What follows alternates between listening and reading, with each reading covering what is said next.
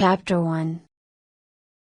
I can feel the plane shaking as it gets faster, then suddenly lifts into the air. Its engines are burning 1.5 liters of fuel every second as we climb into the sky above Istanbul. It is 7 o'clock on a cold February evening in a city of 13 million people.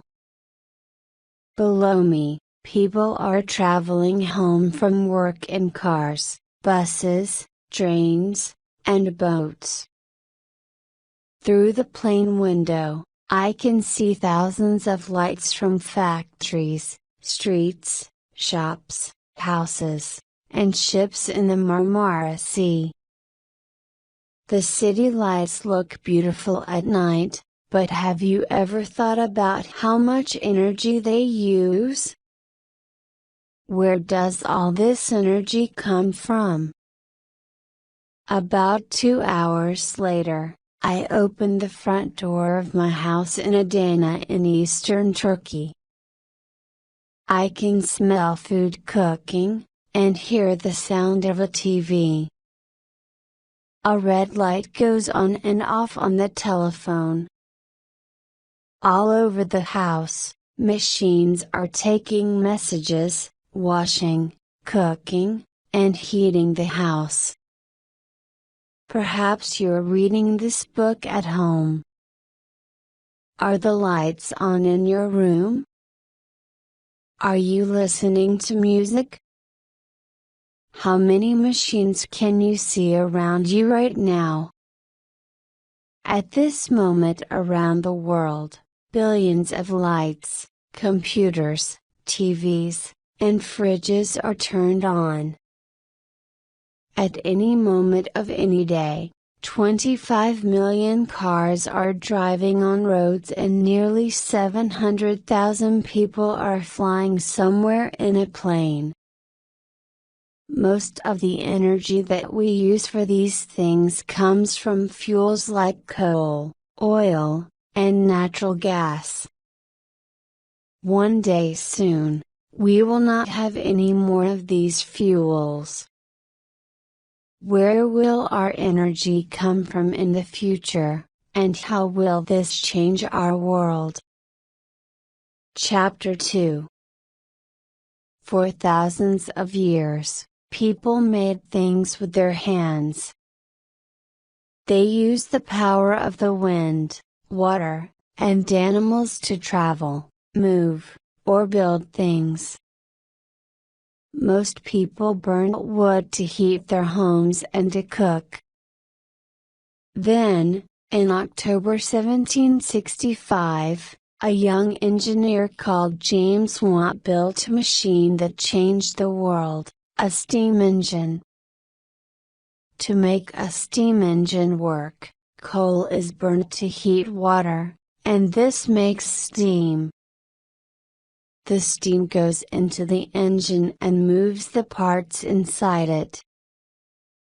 There were steam engines before 1765, but Watt's new engine worked much better and could move big machines in factories.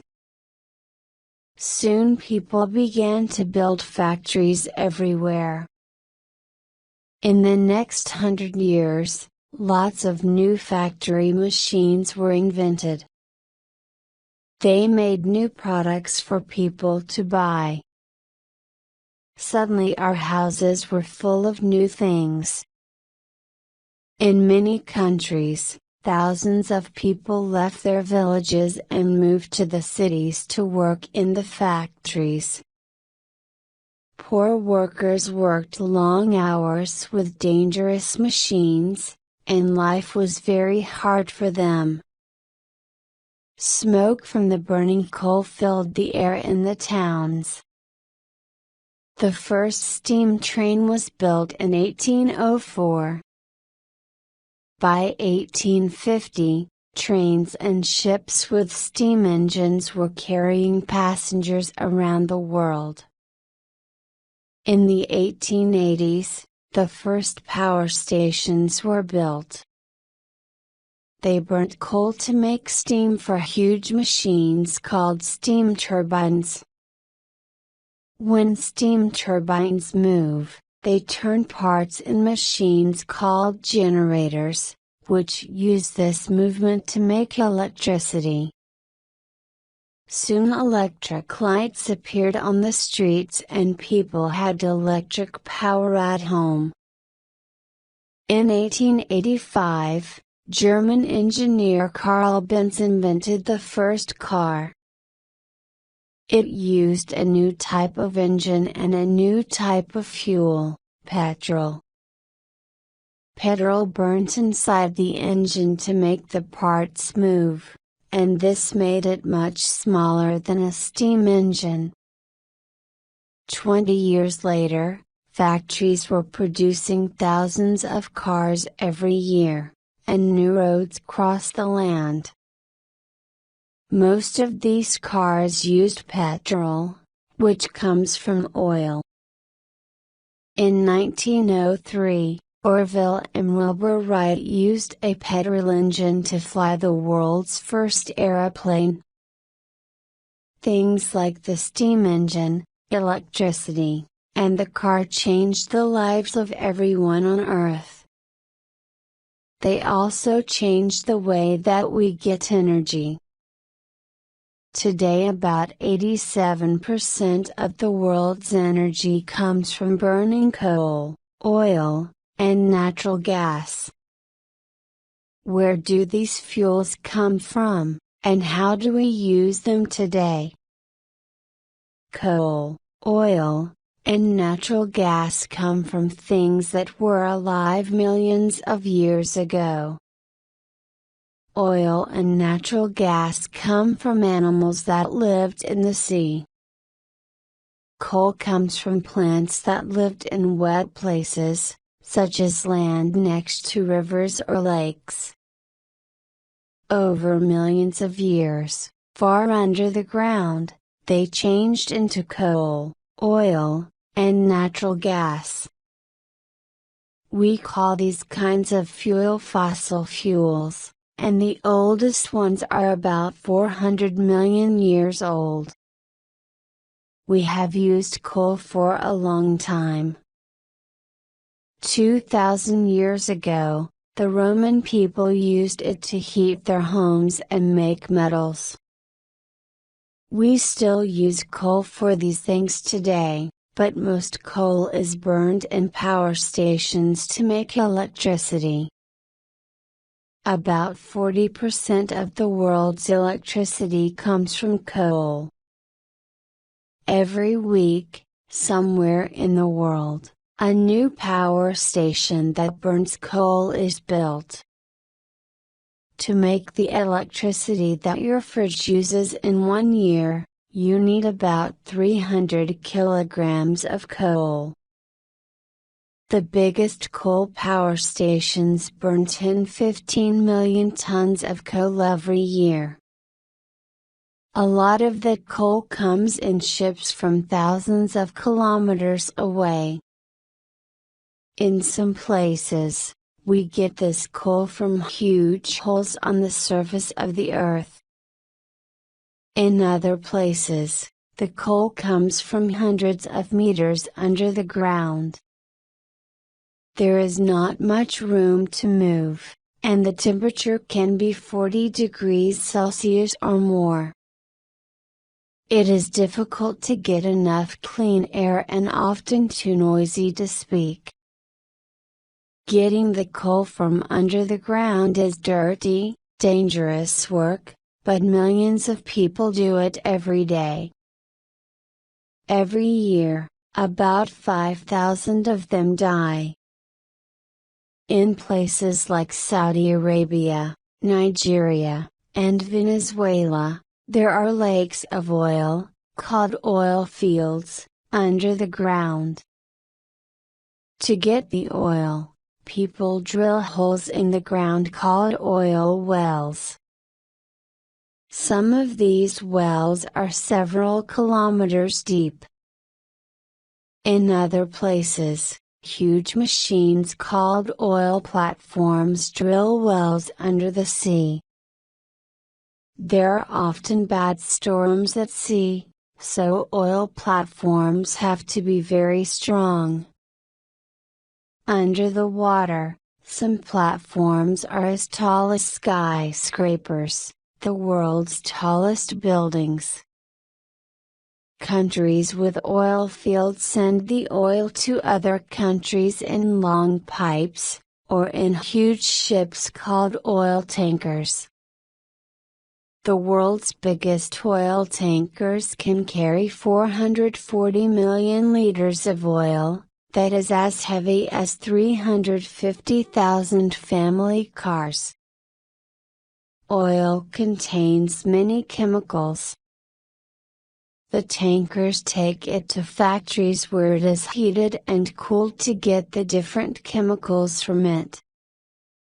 Some of these chemicals are used to make things like plastic or clothes.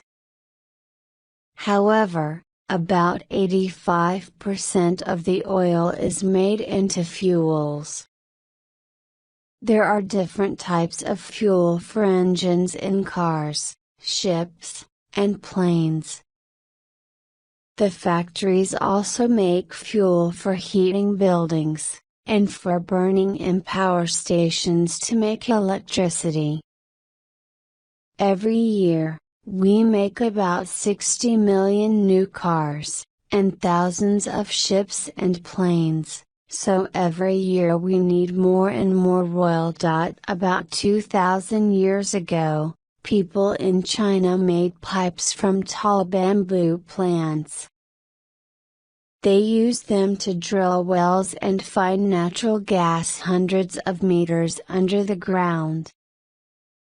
The pipes carried the gas to their homes, where they used it for gas lights and heating water.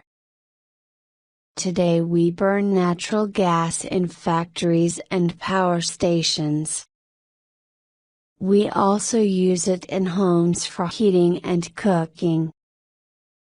There are even cars and buses which drive on natural gas instead of petrol. Natural gas is the cleanest fossil fuel. It produces much less pollution than burning coal or oil. When a person in Britain cooks something, the natural gas that they use may come from Norway, Russia, or Kazakhstan. How do they get the gas from these places? Often the gas goes through pipes.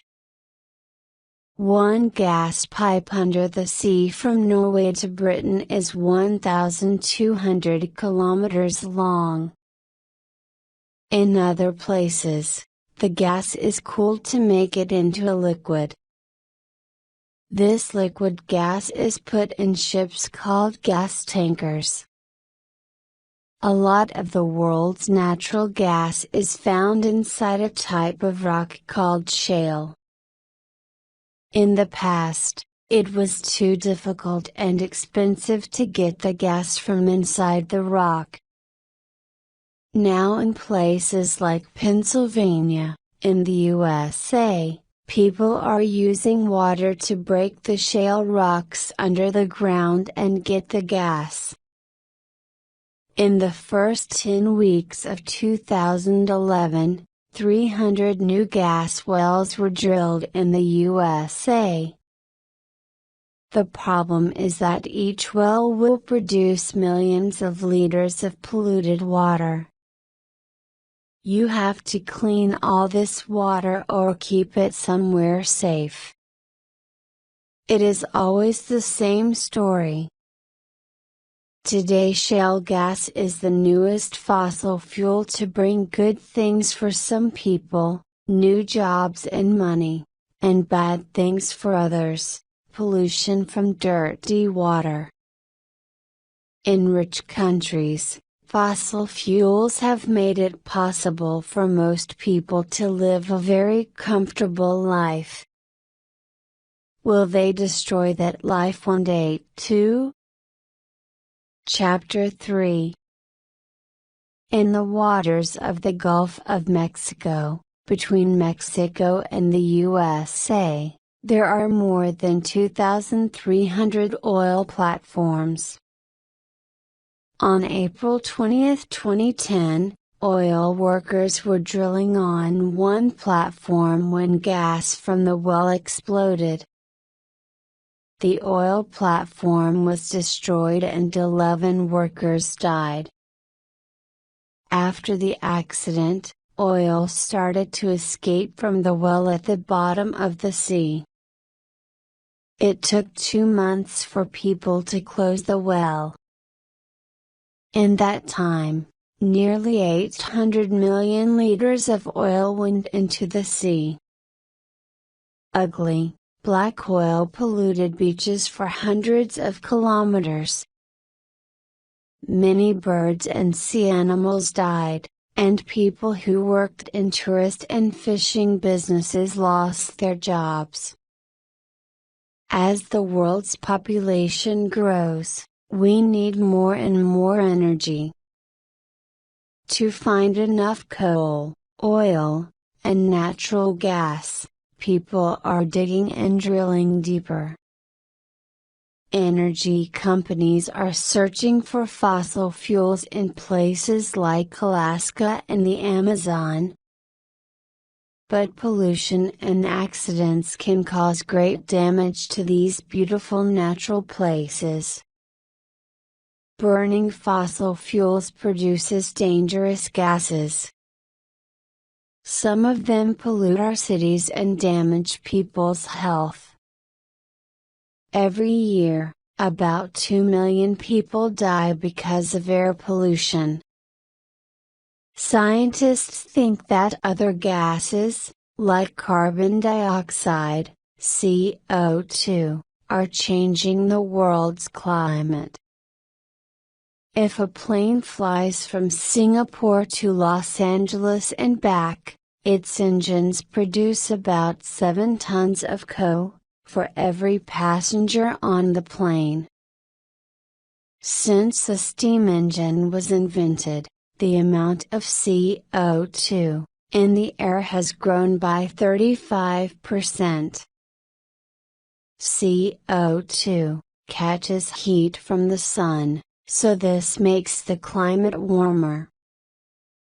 Because of this, in some places there is less rain than there used to be. Farmers cannot grow enough food, and forests are burning in the hot, dry weather.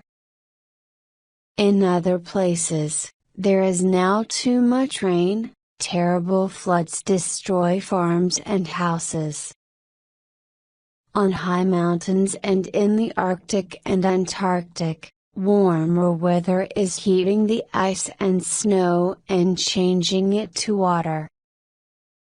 This means that more water is going into the sea, so the sea is getting higher. Islands around the world are starting to disappear under the sea. Cities on the coast, like Shanghai, Dubai, and Venice, may disappear one day too.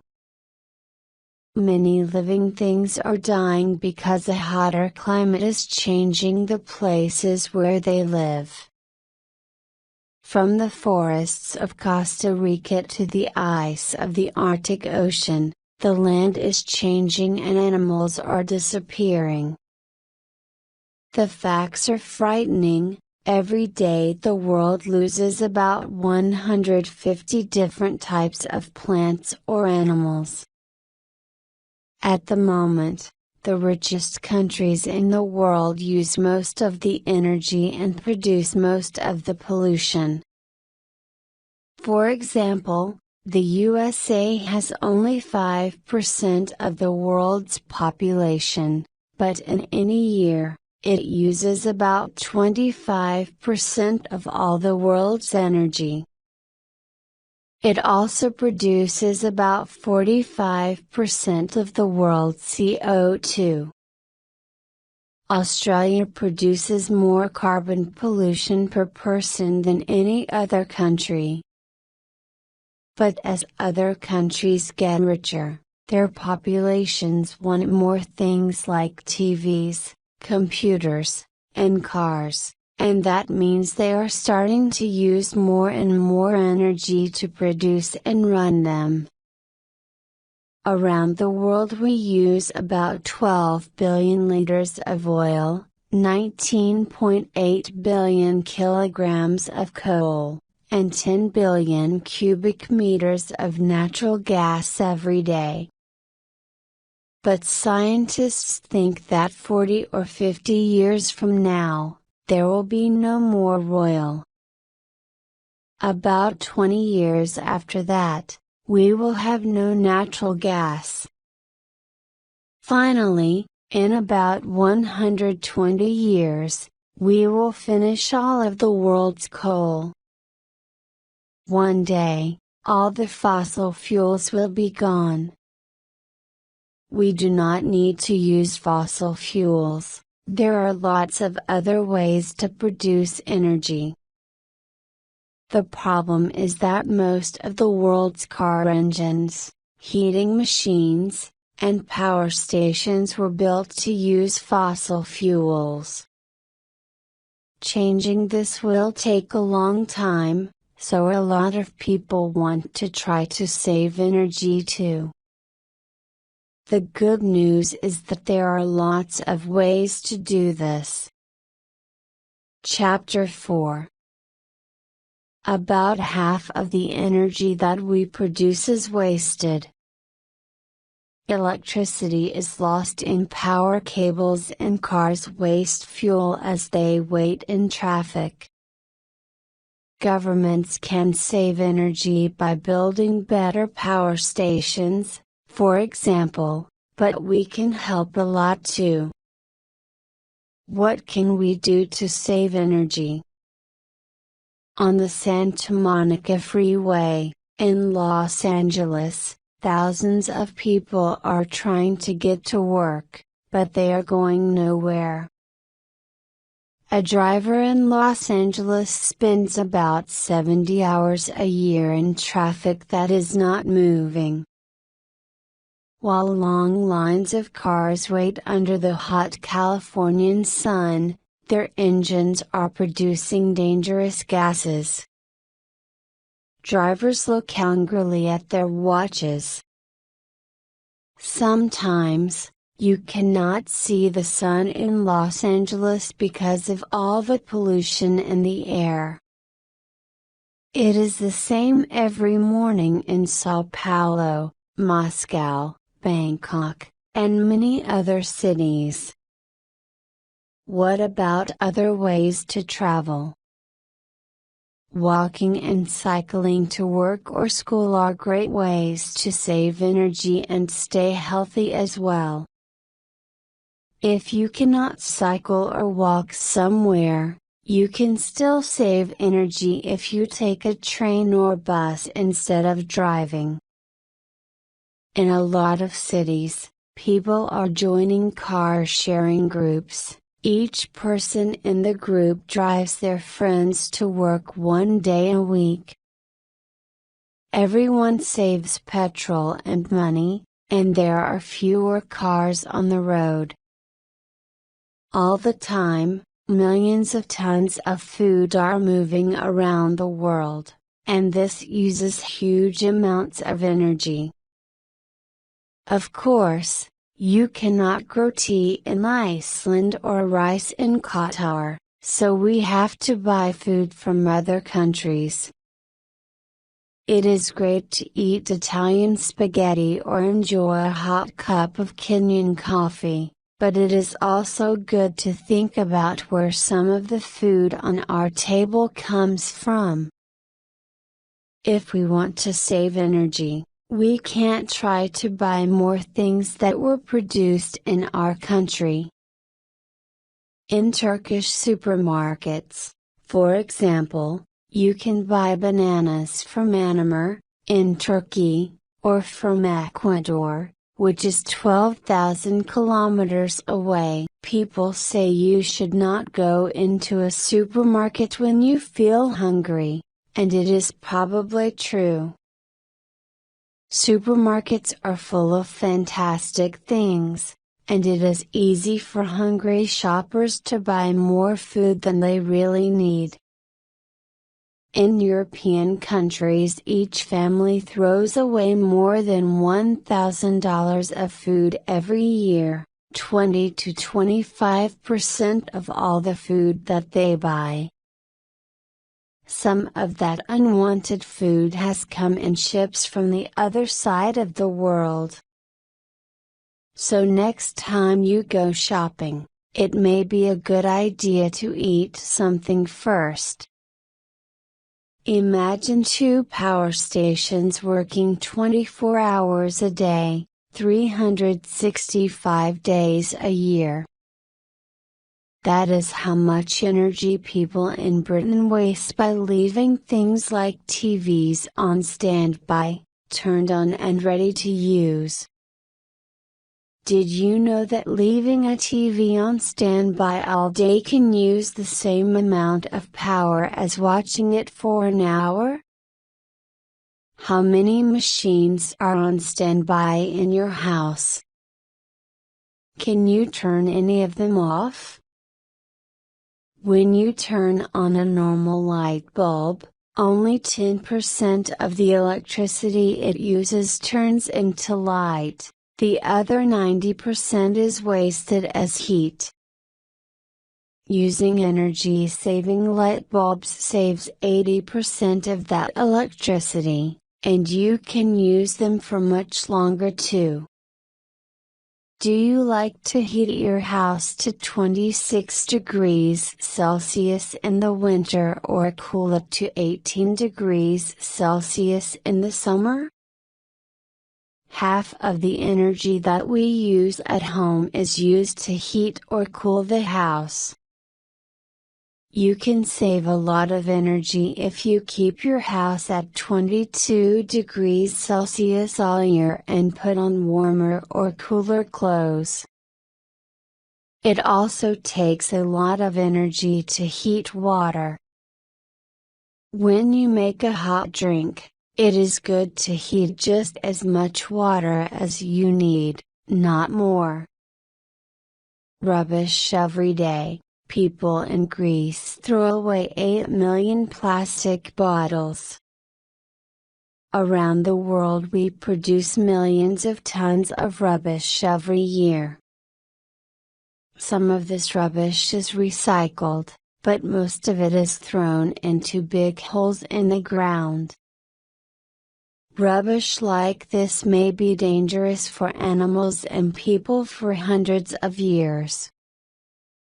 Recycling an old aluminum drinks container only uses 5% of the energy that we need to produce a new one. Rubbish is taken to places called recycling centers, where it is put into different groups. Later, each different kind of rubbish is broken into pieces and made into new materials. Recycling is easy to do, it is good for the natural world and it saves a lot of energy. Is there a recycling center near you? Saving energy means thinking more about the things that we do every day. If we do this, we can stop a lot of pollution, and save money too. Chapter 5. On a cold afternoon in December 1951, a small group of scientists stood in a room in Idaho, USA. They watched excitedly as 4 ordinary light bulbs were turned on, then they shouted and shook hands. They had just invented a new way to make electricity, nuclear power. Today, nuclear power produces about 13% of the world's electricity.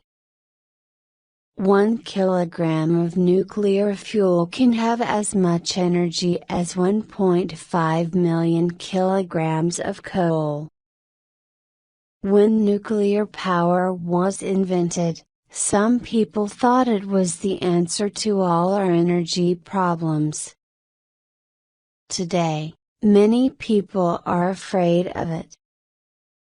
So what is nuclear power, and what are the dangers? Everything around us is made of atoms. Some metals like uranium are radioactive, which means that the center of the atom can break. The process of breaking the center of the atom is called nuclear fission, and it is this process that produces nuclear energy. Uranium-235, the type of uranium that we usually use for fuel, is found in rocks around the world. It is difficult and expensive to get it from the rocks and make it into fuel. In nuclear power stations, sticks of uranium-235 fuel are put inside a place called a nuclear reactor. Other sticks called control rods go between the sticks of fuel. They stop the reactor from becoming too hot. In most reactors, water is used to cool the fuel and the water then becomes hot. This hot water moves through pipes and heats clean water outside the reactor.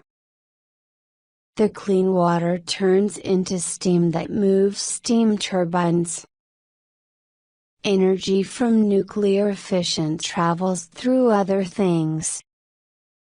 This moving energy is called radiation, and it makes everything inside the reactor building radioactive. Radiation is very dangerous for people, so nuclear reactors have thick, strong walls. These stop water, gas or anything inside the reactor from escaping. About 30 countries have nuclear power stations, and others want to build them. Many people think that using nuclear power is better than burning fossil fuels because it does not produce gases like CO2. Other people worry about nuclear waste and accidents. Old fuel and other waste from nuclear reactors is very radioactive, and very dangerous. Some waste is recycled and used in reactors again, but a lot is kept in very strong containers under the ground. This worries many people. Could nuclear waste get into water in the ground one day? Could people steal nuclear waste and use it to make a bomb? Some nuclear waste will be dangerous for 20,000 years, that is a long time to keep something safe. On May 25, 1986, nuclear fuel in a reactor at the Chernobyl power station in Ukraine began to get hotter and hotter. Workers could not cool the reactor, and finally it exploded. Radioactive fuel and control rods were thrown high into the air. Fires in the reactor burnt for 15 days, and radioactive smoke traveled across Europe and the Black Sea. By 2005, 56 people had died because of the accident. Scientists think that, in time, about 4,000 people in the Ukraine, Belarus and other countries may die because of Chernobyl. Today, most nuclear power stations are much safer than they were at the time of Chernobyl, but things can still go wrong. On March 11, 2011, a huge earthquake happened under the sea near Japan. About 40 minutes later, a wave 14 meters high hit the coast near the 40-year-old Fukushima nuclear power station. Water destroyed machines at the power station, so people could not cool the reactors. In the days after the accident, teams of brave engineers worked day and night to keep the power station safe.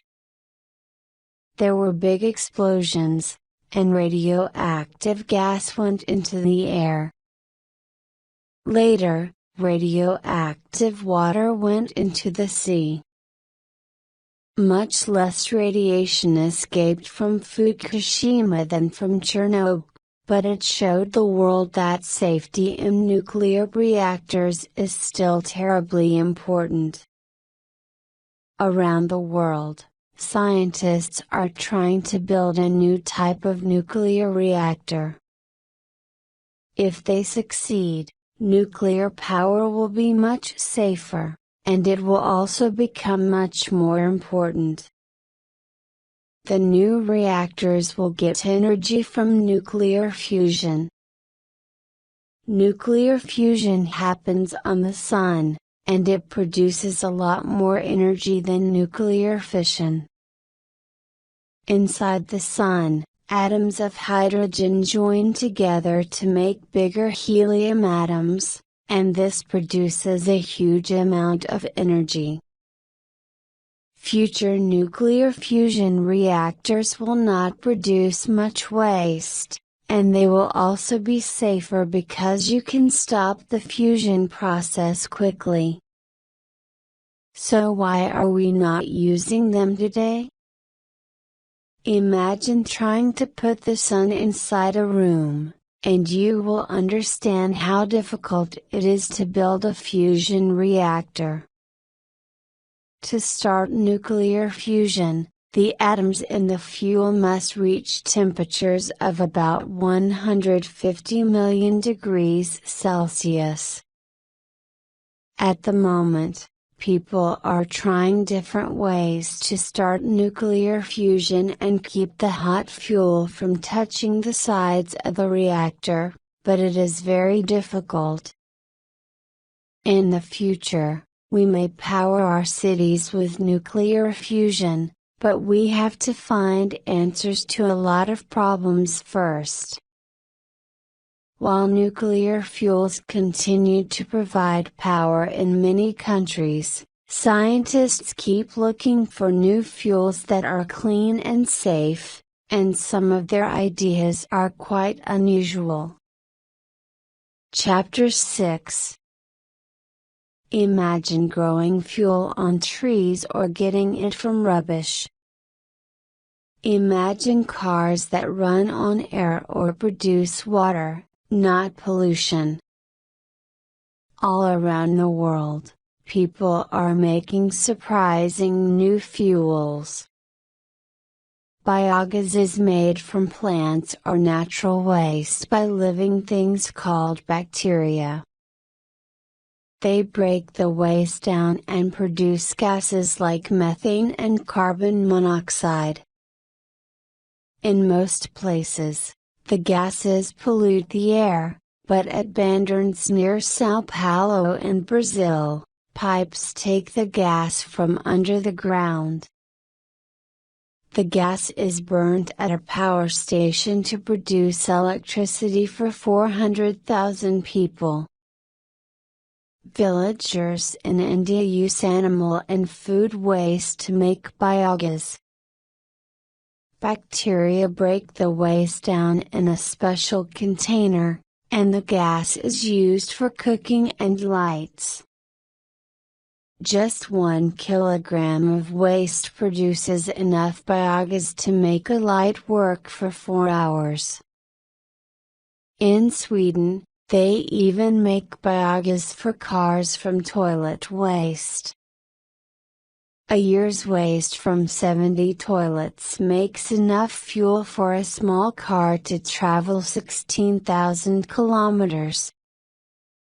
Biofuels are made from fuels that grow.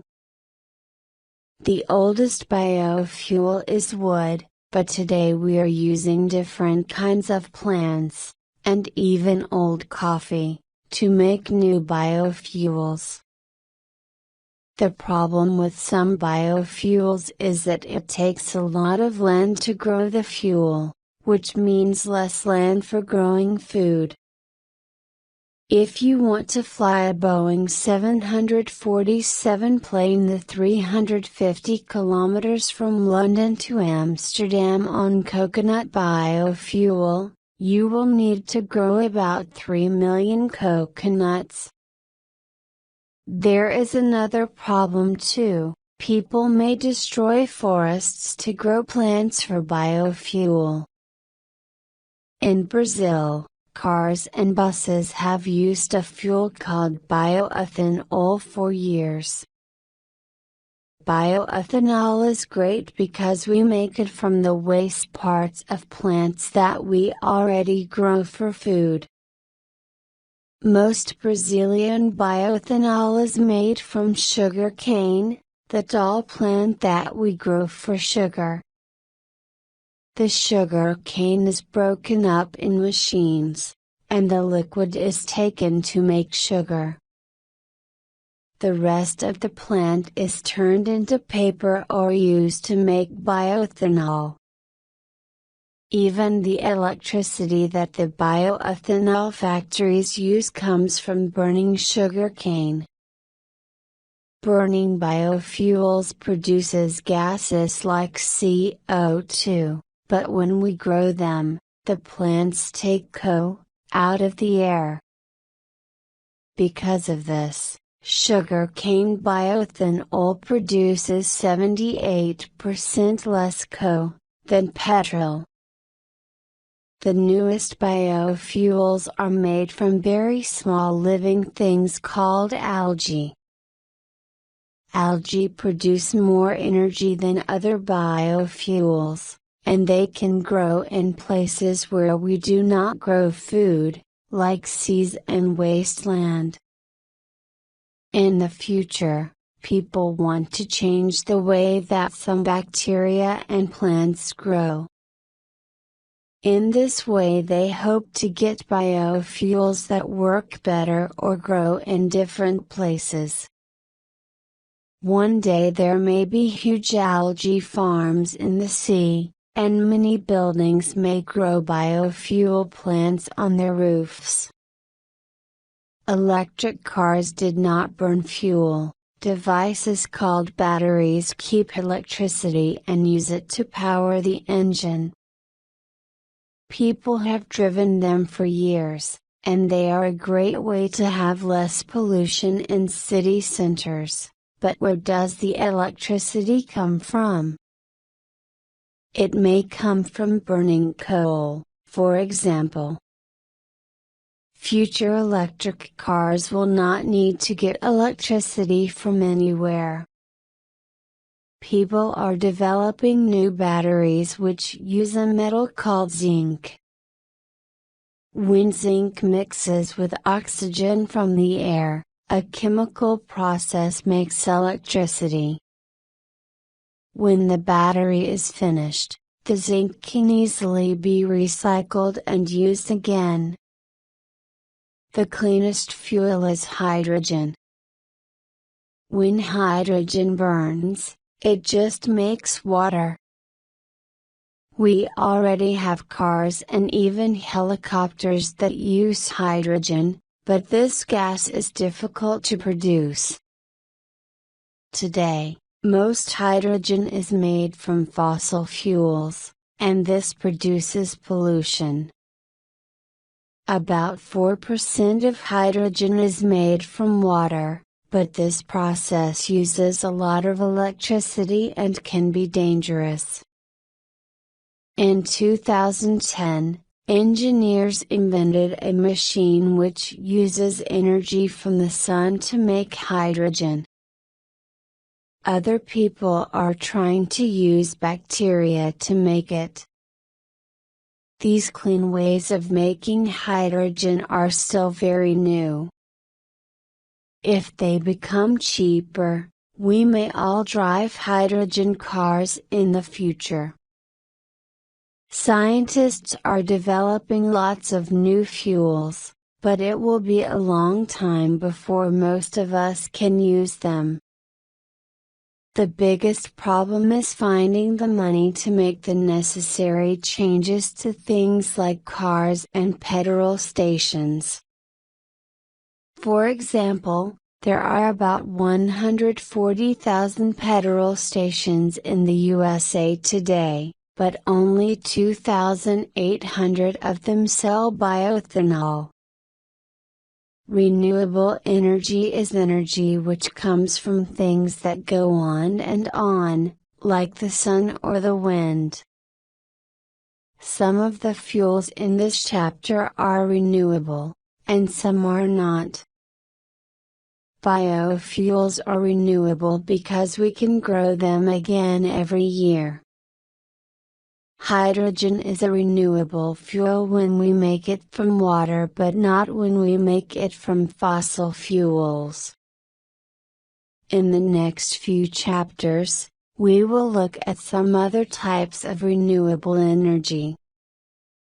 Chapter 7. The sunlight that reaches Earth in 1 hour has as much energy as all the power that people use in a year. But how can we get this energy and use it on Earth?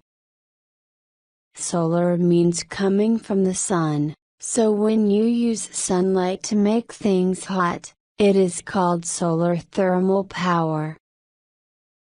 Many buildings use materials like glass and plastic to catch sunlight and heat the building.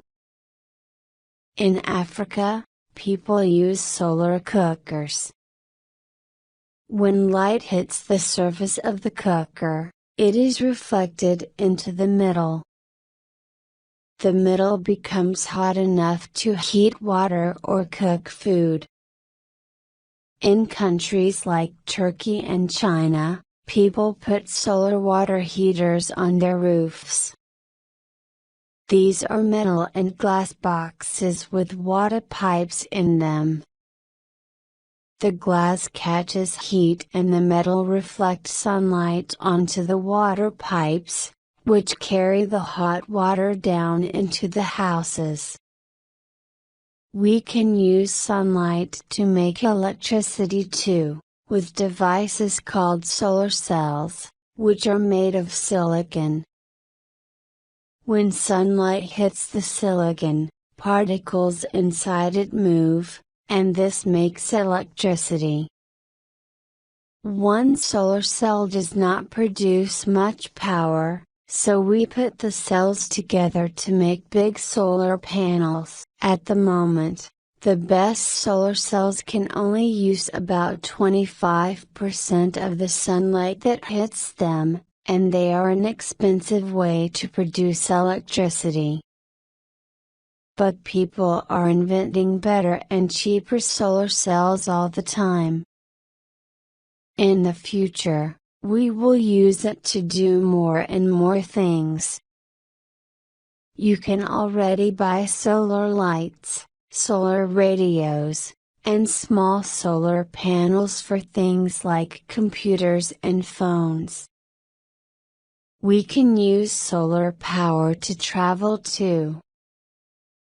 In July 2010, Andrei Borschberg flew a solar plane called Solar Impulse for 26 hours before he stopped. Power for the 4 engines came from 12,000 solar cells on the wings of the plane.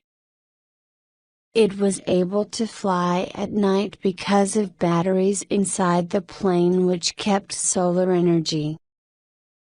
There are also solar boats, and every 2 years, in the World Solar Challenge, solar cars leave Darwin on a 3,000-kilometer journey across Australia. They all try to be the first to arrive in Adelaide, and the fastest cars can reach 100 kilometers per hour. In sunny countries like Spain, China, and the USA, they are building huge solar power stations. Some use solar panels and others use devices called reflectors to reflect sunlight onto water pipes or tall towers. The Antisol power station in Spain is as big as 70 football fields. It produces enough energy for 200,000 homes. Imagine standing in the Sahara Desert in 50 years' time. The bright sun hurts your eyes and the heat is fantastic. All around, you can see tall towers and thousands of solar reflectors. It is only a dream at the moment, but many people want to build hundreds of solar power stations in the Sahara Desert, where it is hot and sunny for 365 days a year. Just 0.3% of the Sahara Desert gets enough sunlight to produce electricity for all the people in Europe. Chapter 8. On a clear day, you can see them from the land. They look like huge metal flowers growing out of the sea. When you get closer, you realize how big they are. The Thanet Wind Farm is 12 kilometers off the English coast. Each of its 100 wind turbines is 115 meters tall. As wind turns the turbines, generators inside them produce electricity. Together the turbines make enough power for 200,000 homes. There are 250 wind power stations, called wind farms, in Britain, and people are building more every year. By 2020, Britain may get 25% of all its energy from the wind. Bahrain is famous for the strong winds that blow at different times of the year. The World Trade Center in Bahrain is a skyscraper with 3 wind turbines. The turbines are 29 meters across, and they produce about 15% of the electricity for the building. That is enough energy for 300 homes. The shape of the building moves the wind towards the turbines. It was very difficult to build the Bahrain World Trade Center because it was the first building of its type in the world. The engineers had to stop the moving turbines shaking the building and destroying it. Now, skyscrapers with huge wind turbines are appearing in cities around the world. Some future skyscrapers will not use turbines, the building will turn in the wind. As the parts of the building move, generators between the floors will produce power. Because the wind will move faster at the top and slower at the bottom of the building, each floor will turn in a different way. What you can see from your window will change all the time. Lots of city buildings now have small wind turbines on the roof, and you can even buy one to power your house. Wind turbines used to be ugly, but now there are lots of different shapes and colors and they are great for parks and city centers. Soon tourists will see a wind turbine with changing colors and pictures outside Buckingham Palace in London, for example. Of course, wind turbines did not work when the wind is not blowing, but people are finding new ways to catch or produce enough wind. When it is not very windy on the ground, look at the sky, and you will often see the clouds moving fast above you. Mars wind turbines fly a few hundred meters above the ground.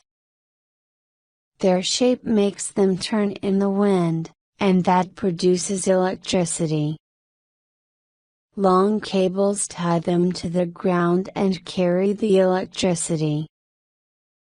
Another idea is to use wind turbines next to busy roads.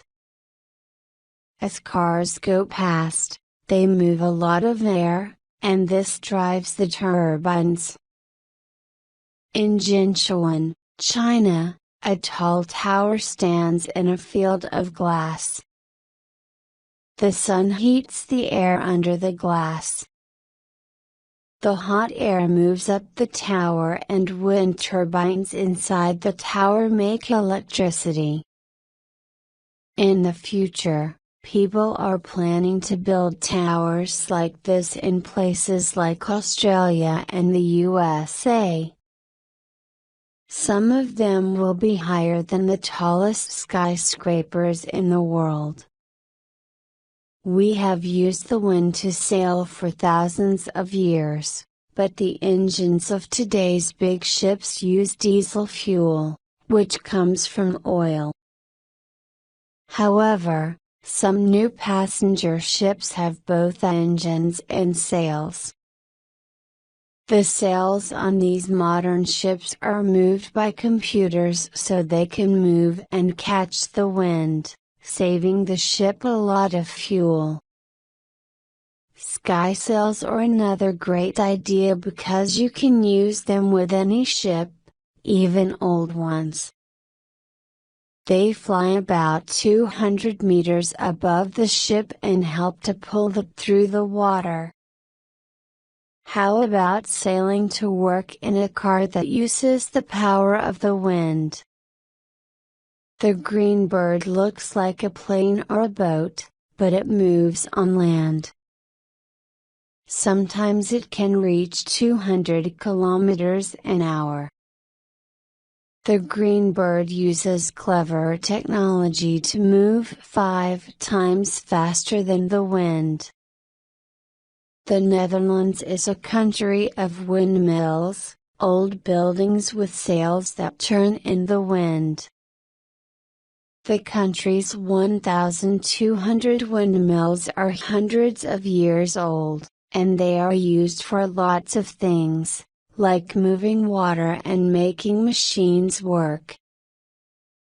Now, wind turbines that make electricity are appearing all over the Netherlands. For the people of the Netherlands, wind power is both the past and the future. Chapter 9. I am standing by the Sun River, in Turkey, and watching fish swimming in the water. How many rivers like this are there in the world? Think of all that water running down towards the sea. Moving water has much more energy than the wind, and of course, it never stops.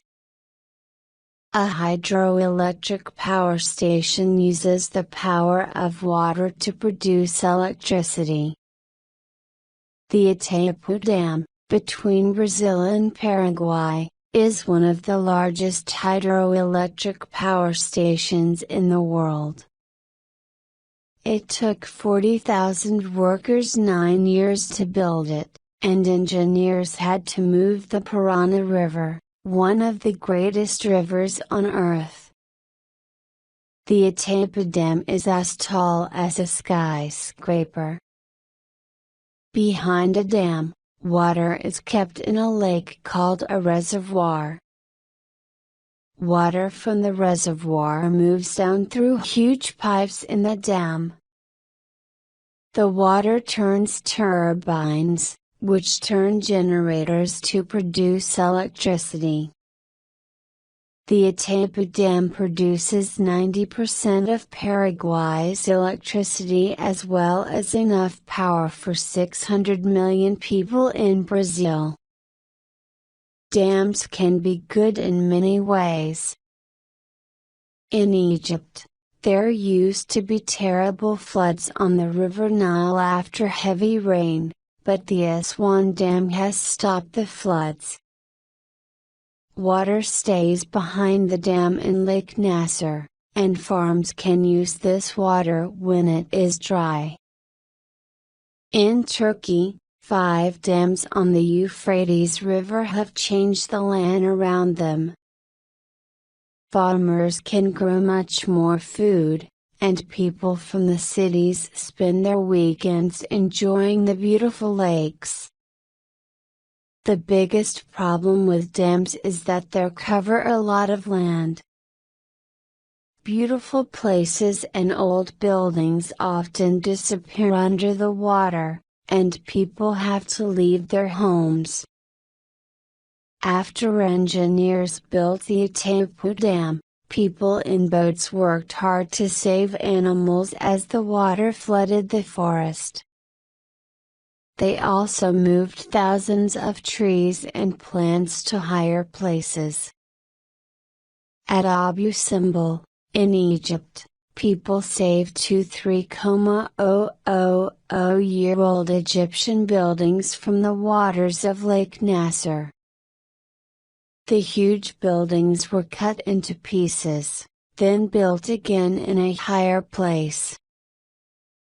The workers had to cut a lot of stone by hand, and some of the stones were 30 tons.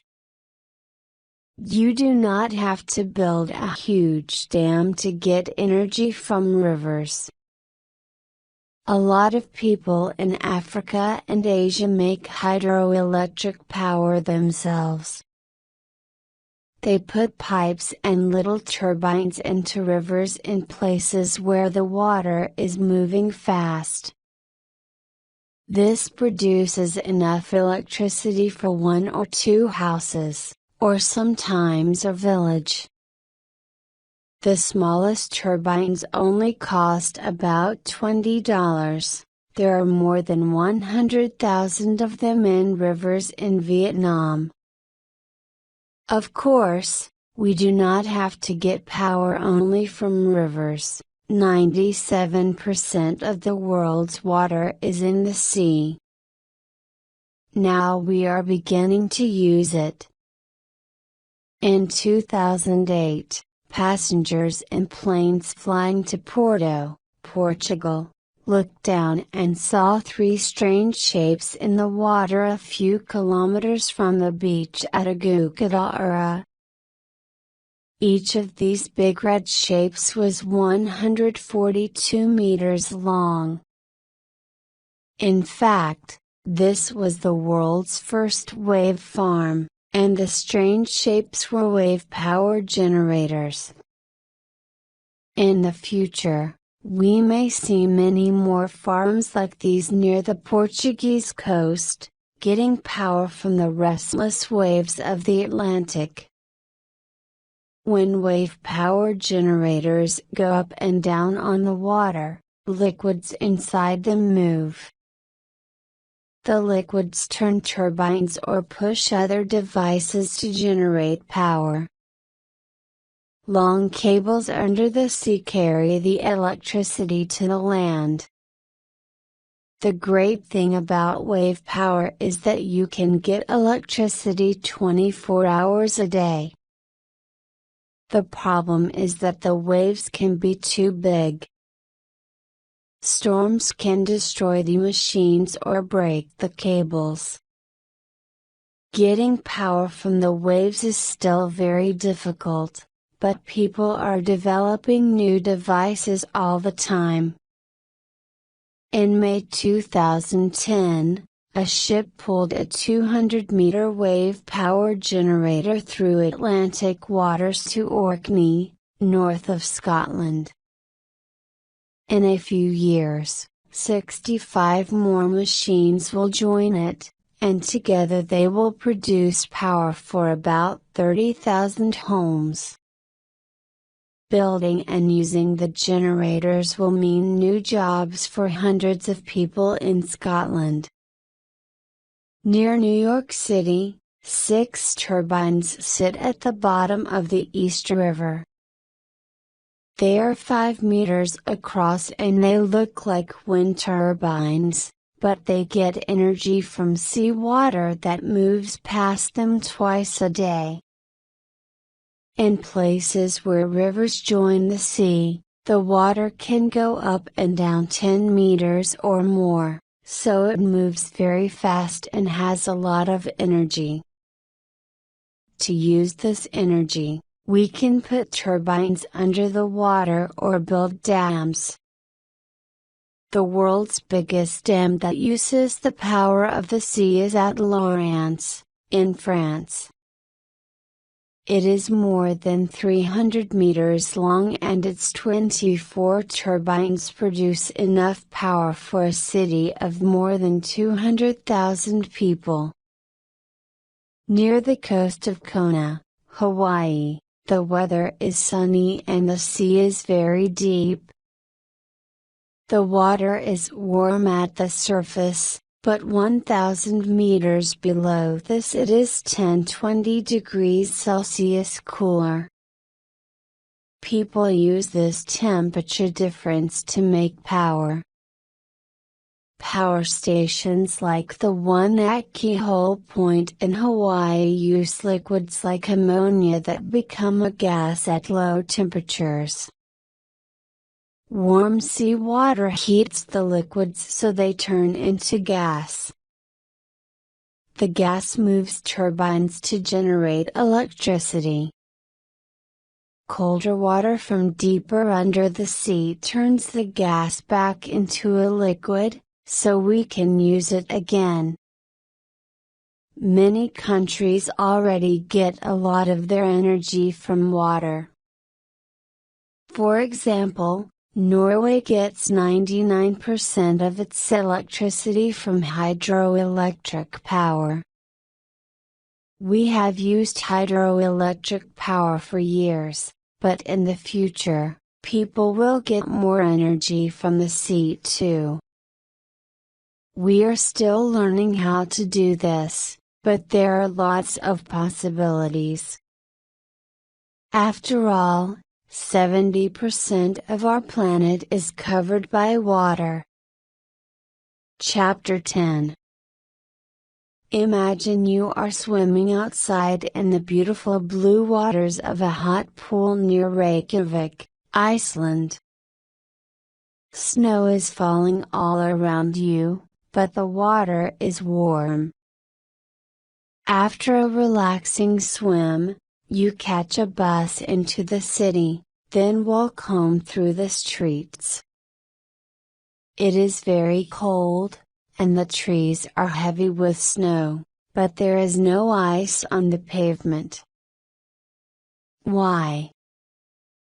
Because under your feet, hot water is heating the streets.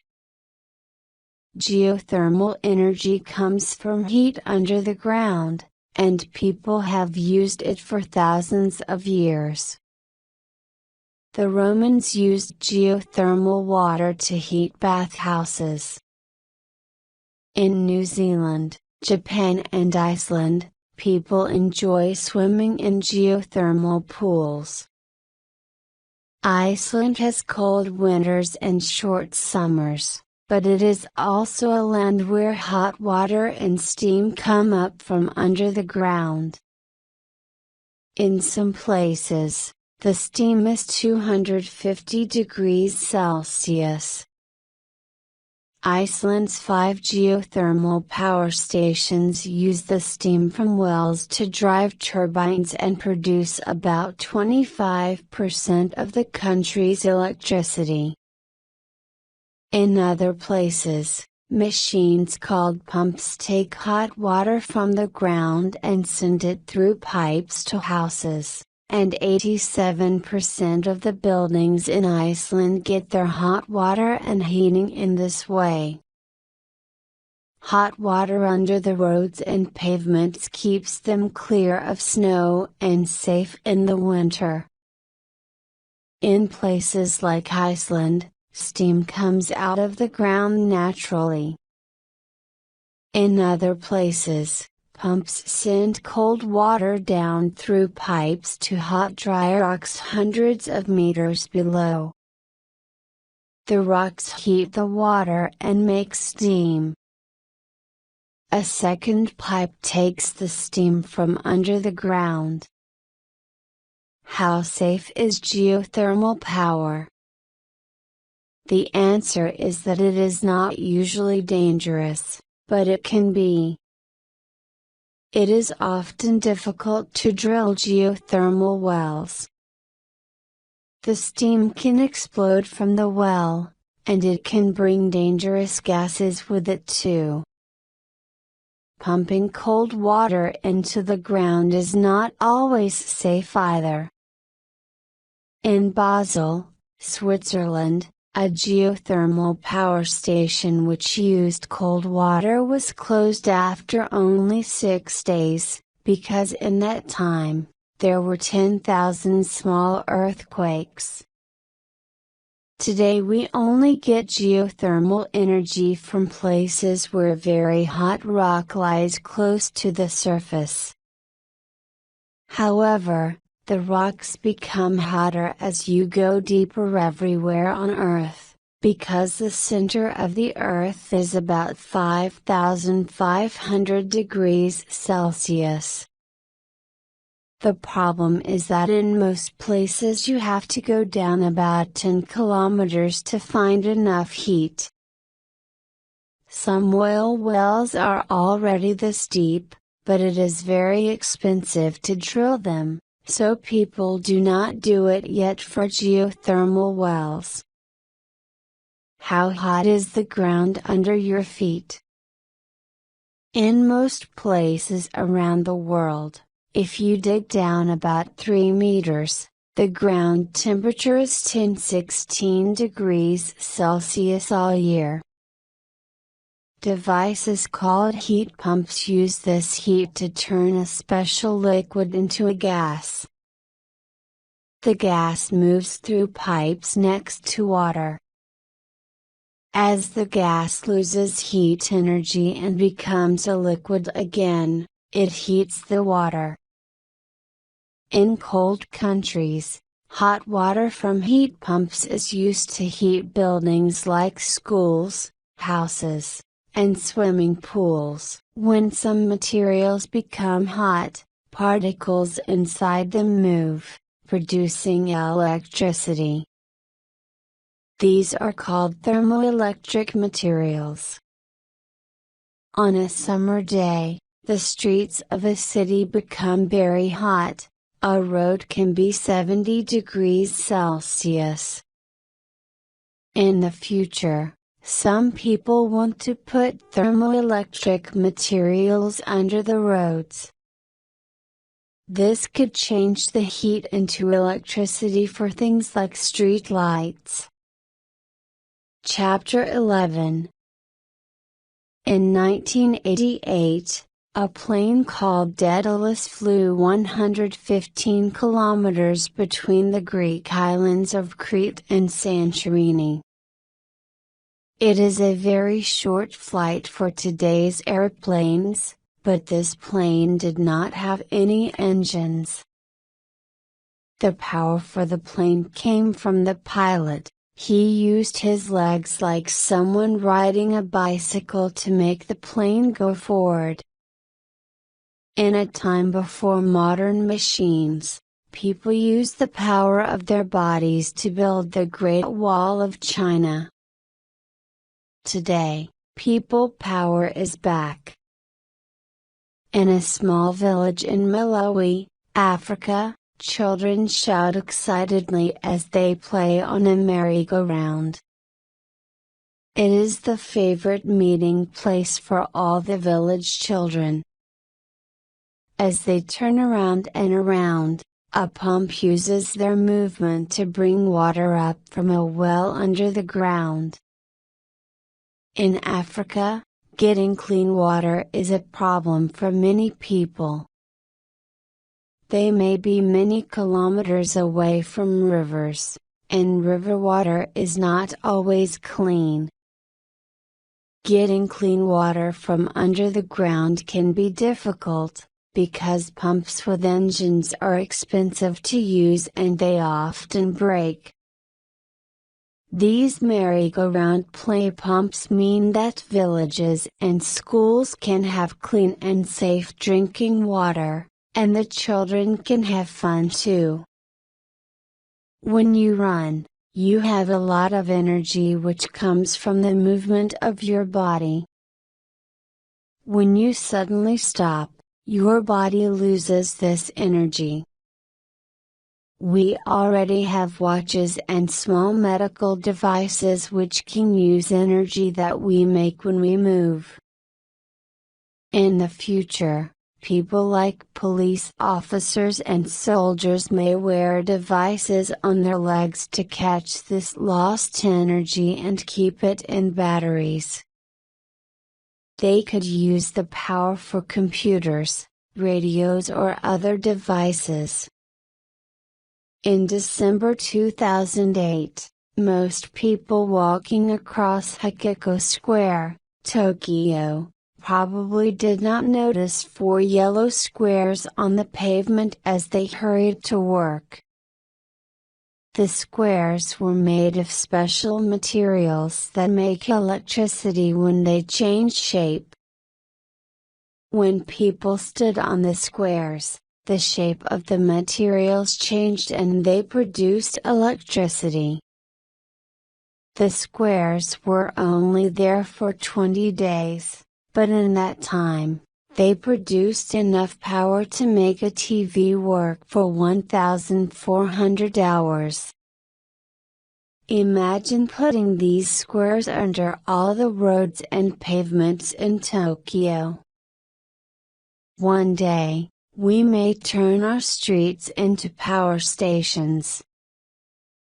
Moving people can produce a lot of energy, but what about people who cannot move about, sick people or people sitting on trains? Even when we are resting, our bodies produce enough energy to power 2 laptops. Most of this energy is heat.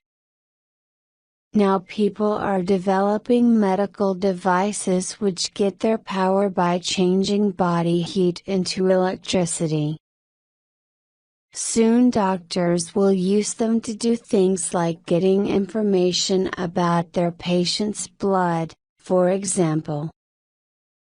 This will be useful in places like Africa, where many villages do not have electricity. We can use body heat in other ways, too.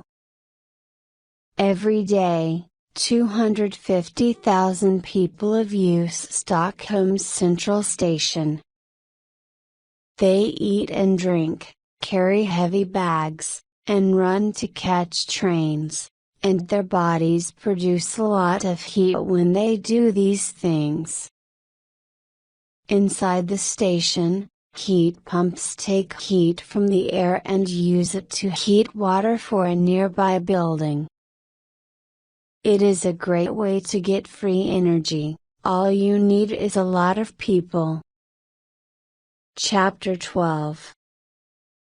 In 2005, scientists in the USA built a tiny car called the nano car. How small is it? It is difficult to imagine something so small, but a hair on your head is 20,000 times wider and millions of times longer. The wheels of the nano car were made from balls of carbon atoms.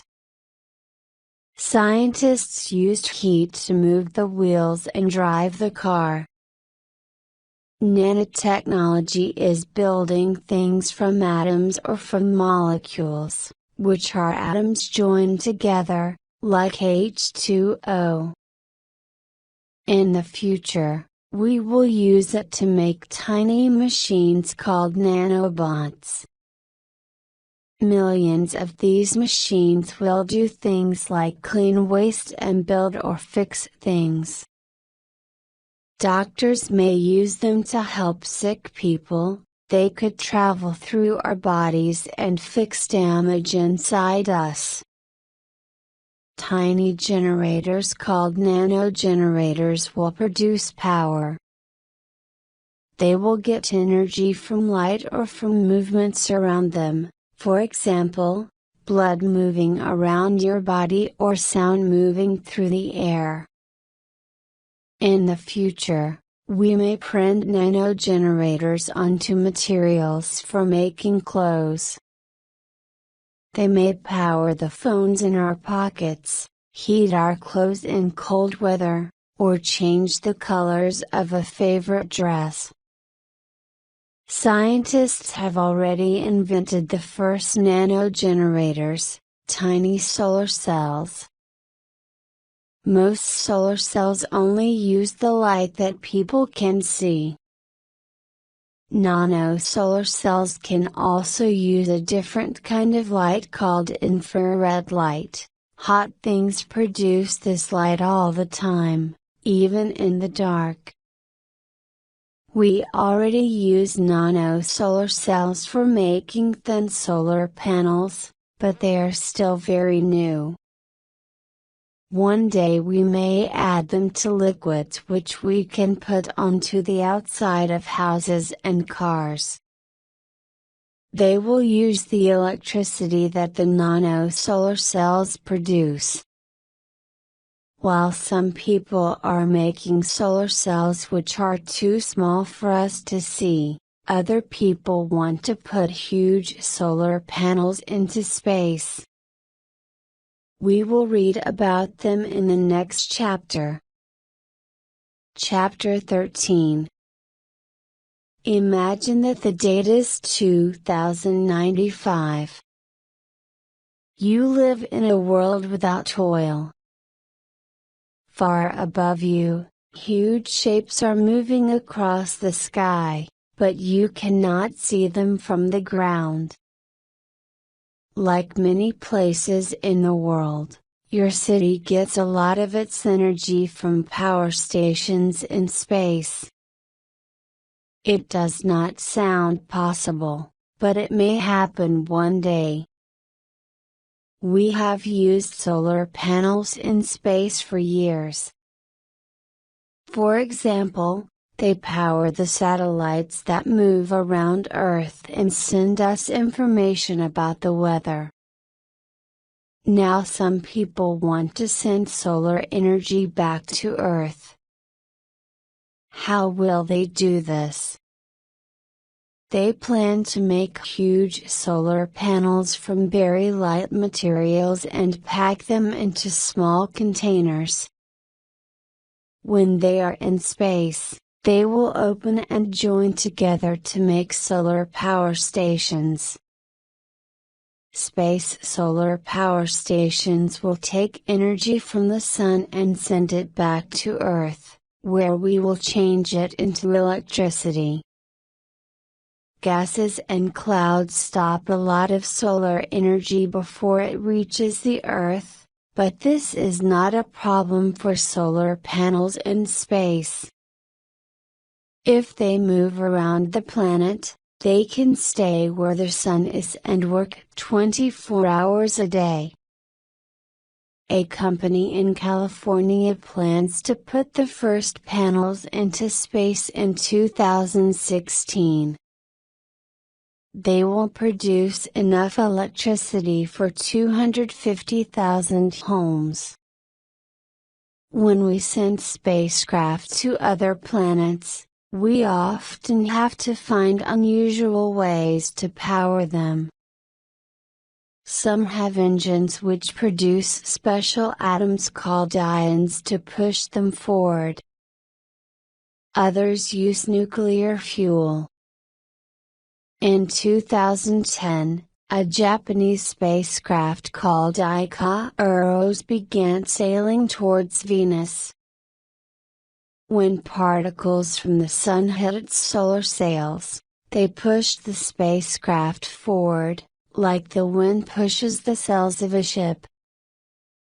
Because of the success of IELTS, other spacecraft may use solar sails in the future. For more than 10 years, scientists from around the world have lived and worked in space on the International Space Station. In the future, countries like China, Russia, and Japan plan to build places to live and work on the moon. People will need to produce energy there because they cannot take enough fuel from Earth. They can use solar power in the day, but nights on the moon are nearly 2 weeks long. How will they get energy to use in the dark? At NASA, scientists have invented special batteries to use on the moon. In the day, the batteries use solar energy to get hydrogen and oxygen from water. In the night, the battery mixes these gases so that they burn. This produces energy and leaves water, which the batteries can use again. Since the Apollo 17 spacecraft left the moon in December 1972, nobody has visited the moon. One day, people will go back, and this time, with the help of new devices, they will probably stay. Chapter 14. We do not realize it, but we use space technology all the time. When we watch TV, the pictures may come from a satellite hundreds of kilometers above the Earth. It is the same when we make phone calls or listen to the radio. Far above our heads, machines are working for us, but we will never see most of them. A few hundred years ago, people mainly used the things they could see around them. Local people grew the food and made the products that people needed. For fuel, most people got wood from a nearby forest. Today, the things that we buy and the fuel that we use often get to us from the other side of the world. This wastes energy, and what happens when these things do not come? In October 1973, governments argued, and countries in the Middle East stopped selling oil to Europe and the USA. Very soon, life started to change. In the USA, drivers waited for hours to buy petrol. In Europe, people did not have enough fuel to heat their houses. The problems only lasted for 5 months, but companies closed and thousands of people lost their jobs. What did we learn from this? The short answer is probably not very much. Most countries still get most of their energy from fossil fuels. This often comes in pipes or ships from thousands of kilometers away. In 2009, Russia and the Ukraine argued about the price of natural gas, so people stopped pumping it. In some places in Europe, people had no heating in the cold winter, and the temperature was down to -10 degrees Celsius. Slowly, different countries are starting to produce their own energy in different ways, so they need less fuel from other places.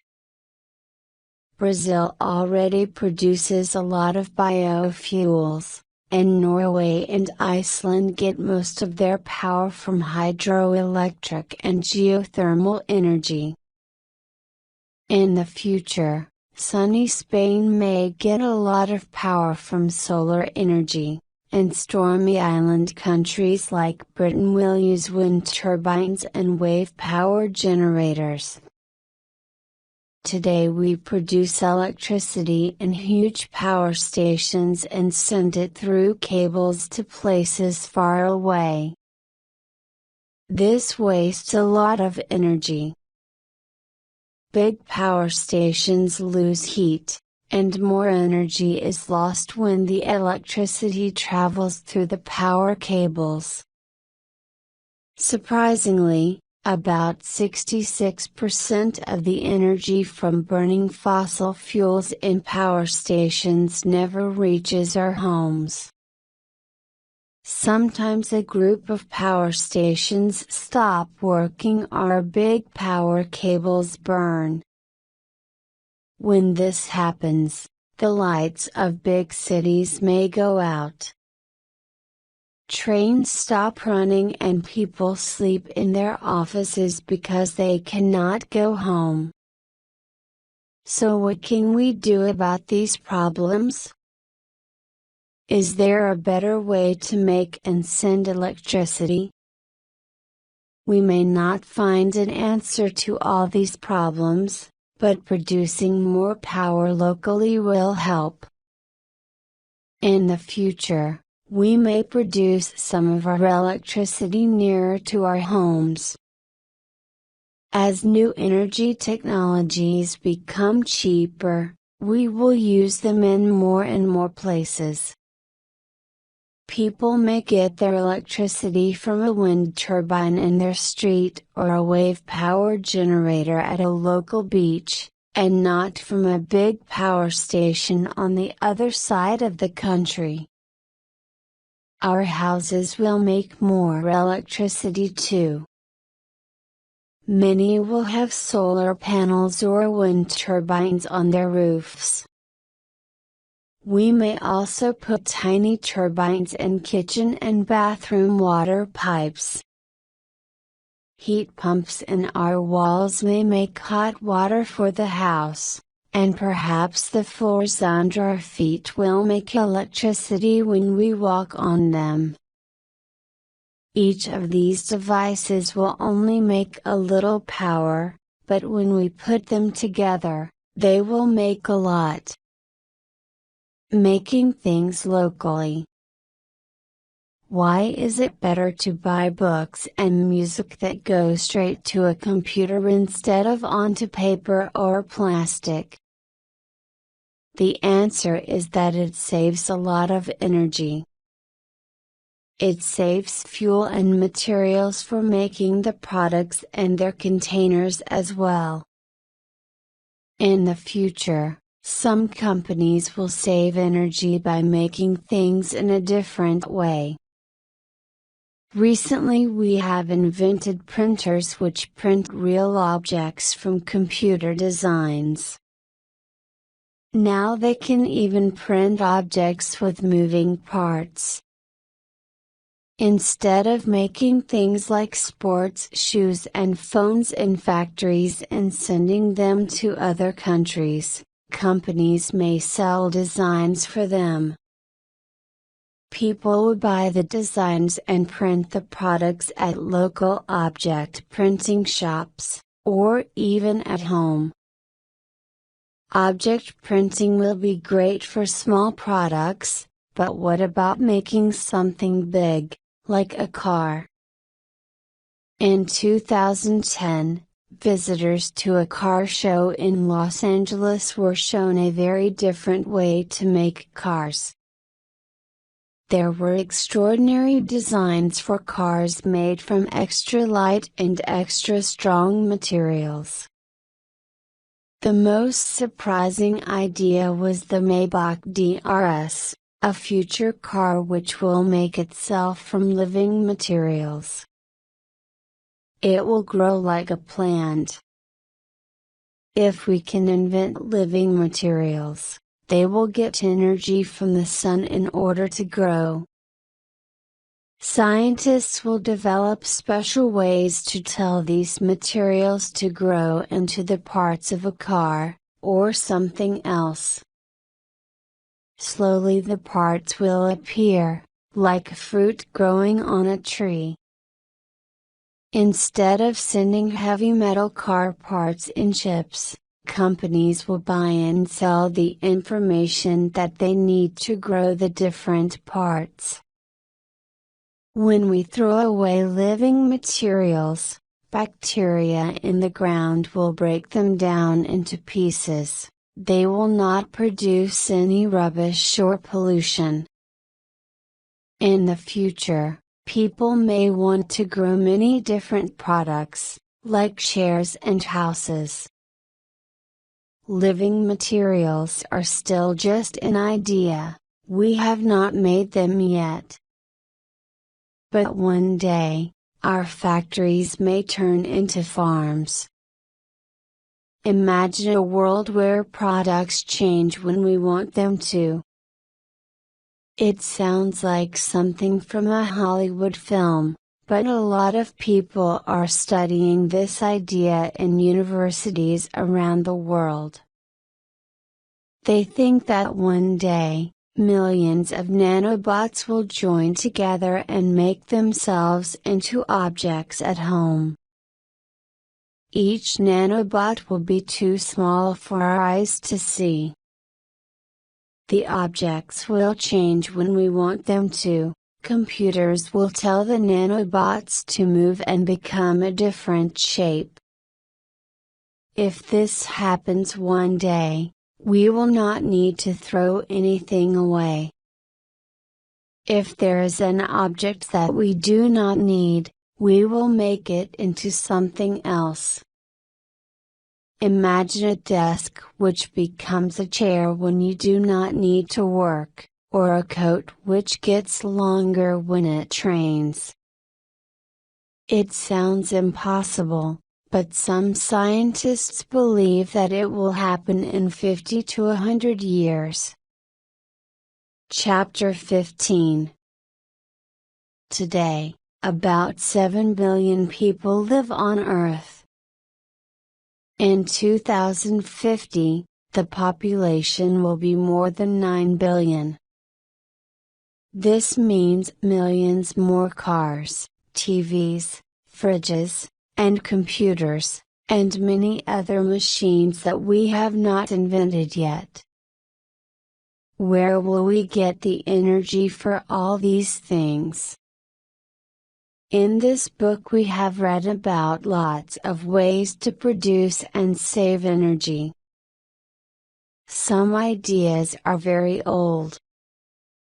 Others are quite new, and some of them look far into the future, to a time when objects can make themselves, and people are living in space.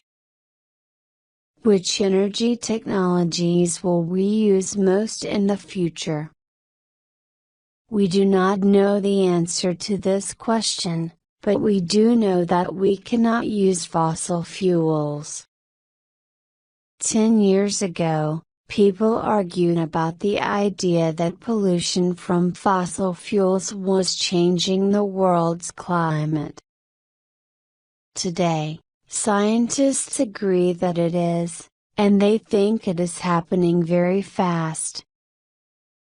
We are starting to build a future without fossil fuels.